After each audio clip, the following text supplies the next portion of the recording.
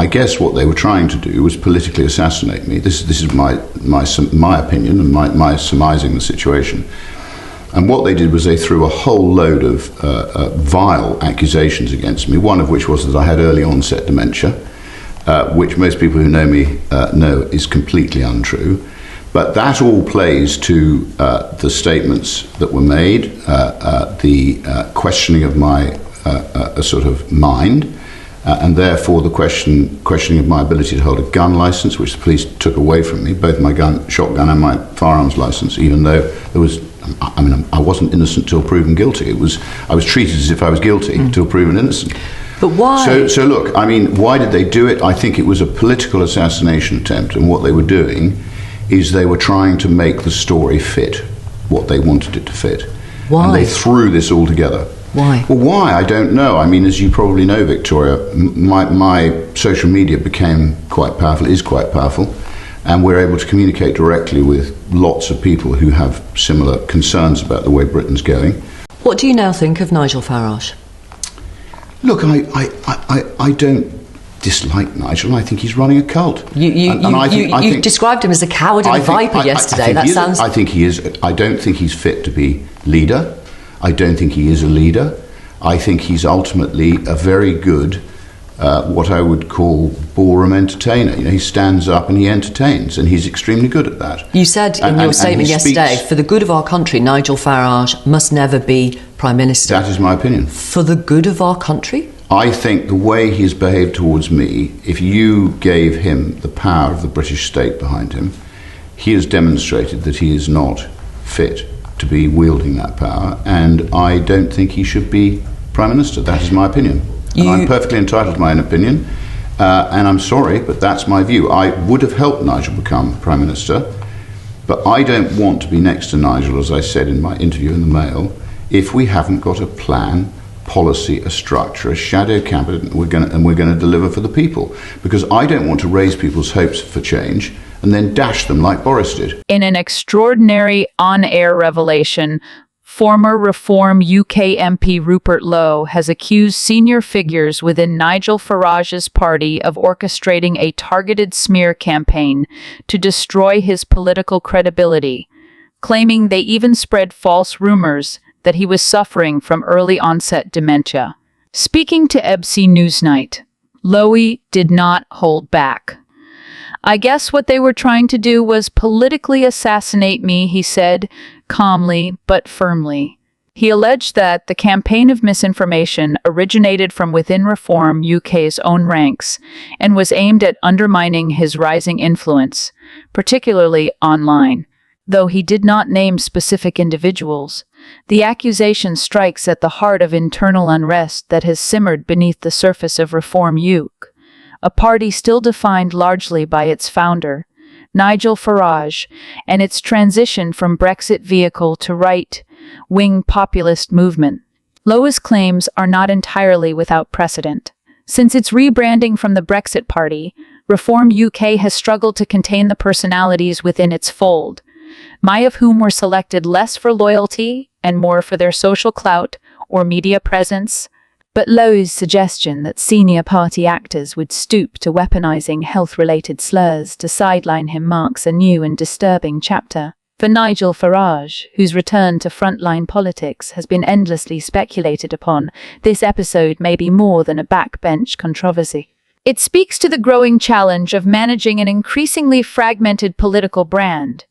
Reform UK has built its identity on anti-establishment rhetoric, but as it grows, it appears to be developing the same symptoms of internal cannibalism that plague mainstream parties.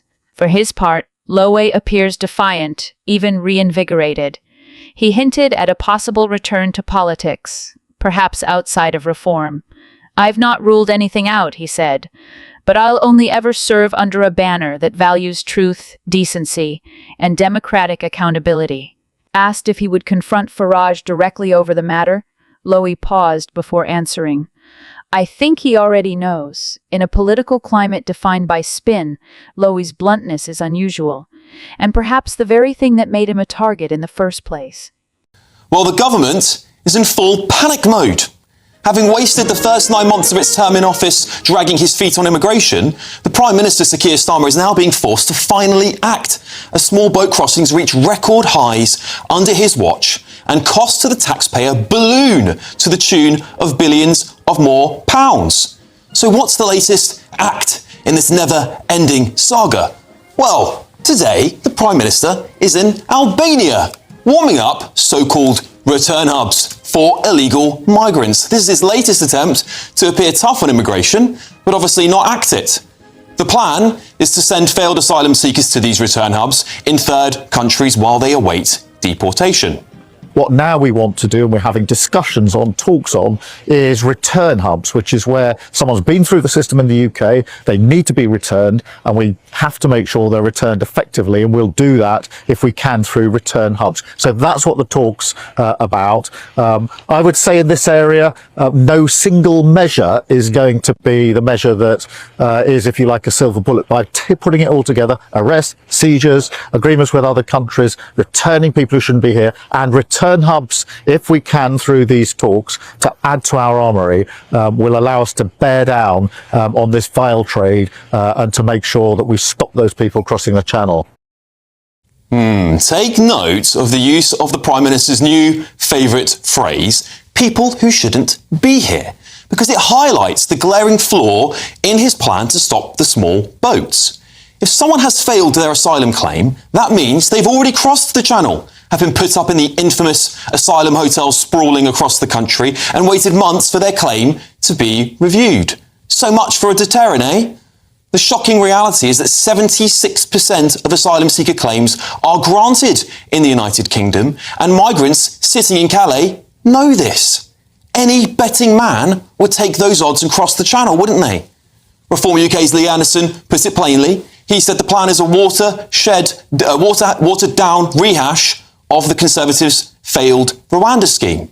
And frankly, I think he's right.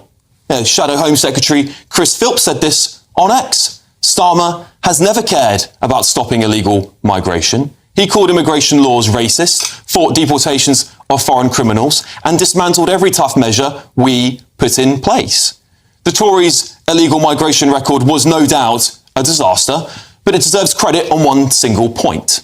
It recognised that the British public don't want to give asylum to people who cross the channel. The very act of crossing from France, a safe country, is an affront to the British sense of fairness we all hold. But this government's plan of clearing the backlog amounts to granting the right to stay to nearly everybody who breaks into our country.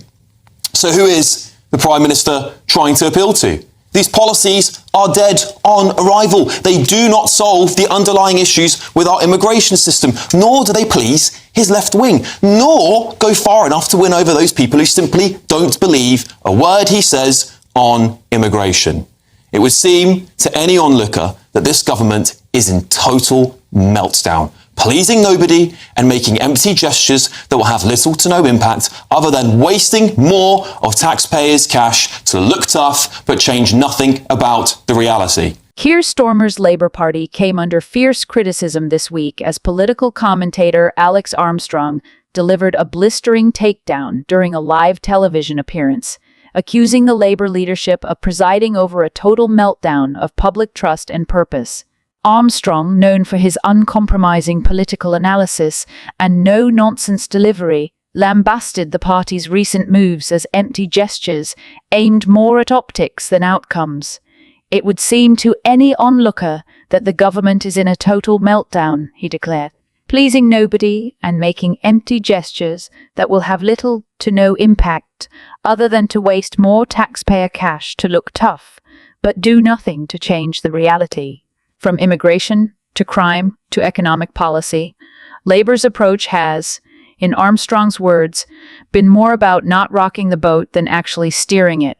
He questioned the point of a political reset if it results in policies that mirror the Tories' playbook but lack the ideological clarity to excite or inspire. Armstrong's comments come amid a flurry of polling that suggests Labour's lead, while still significant, is softening, particularly among younger voters and the working class, Many feel alienated by what they see as a party retreating from boldness just when the country needs it most.